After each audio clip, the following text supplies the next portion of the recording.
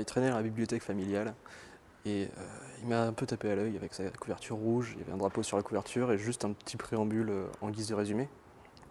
Donc le préambule c'était aux morts de 1871, à tous ceux qui, victimes de l'injustice sociale, prirent les armes contre un monde mal fait et formèrent sous le drapeau de la commune la grande fédération des douleurs, je dédie ce livre, Jules Vallès.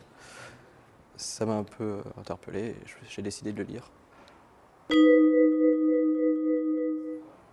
C'est une autobiographie de Jules Vallès, donc il se présente sous un pseudonyme dans le livre. Il se présente sous le nom de Jacques Vintra. Et ça raconte toute la période qu'il a eue après son bac, où il était artiste, écrivain, journaliste, et toute la période qu'il y a eu pendant la Commune de Paris en 1871, où il était député et insurgé.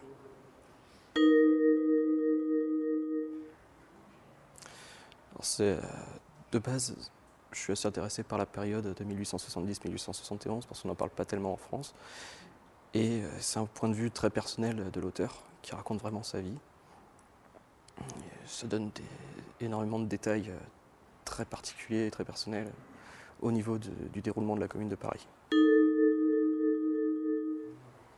Oui, c'est par ce livre que j'ai découvert Jules Vallès. Et j'ai vu qu'il avait écrit 2 autres livres qui sont L'Enfant et le Bachelier, qui traitent sa vie de la même manière. Et donc je pense les lire. Bien sûr.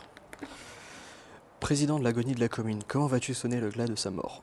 Laissant le silence planer, le temps de montrer à l'histoire que le calme n'avait pas déserté les âmes à la nouvelle de la défaite, et devant les premières affres du supplice, j'ai repris d'une voix que j'avais armée de sérénité en m'adressant à Cluseret.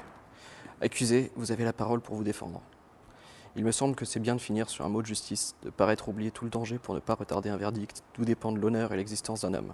C'est fini. Acquitté. La séance est levée. Je vais à mon banc chercher les paperasses qui traînent et sur lesquelles j'avais griffonné les premières lignes d'un article pour demain.